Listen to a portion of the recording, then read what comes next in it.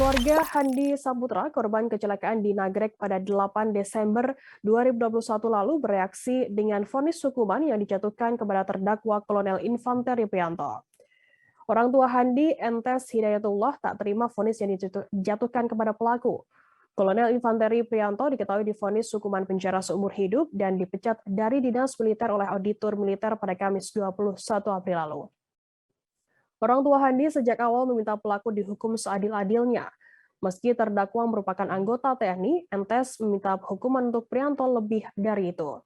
Mendengar auditor militer memvonis terdakwa hanya dengan hukuman seumur hidup dan dikeluarkan dari dinas militer, Entes merasa kecewa dengan putusan tersebut.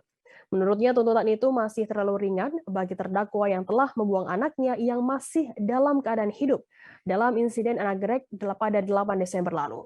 Menurut Entes, hukuman mati layak dan setimpal dengan apa yang dilakukan Prianto kepada anaknya. Entes mengatakan perlakuan terdakwa sangat tidak berperi kemanusiaan dan juga sangat biadab. Jangan lupa subscribe, share, komen, dan like ya!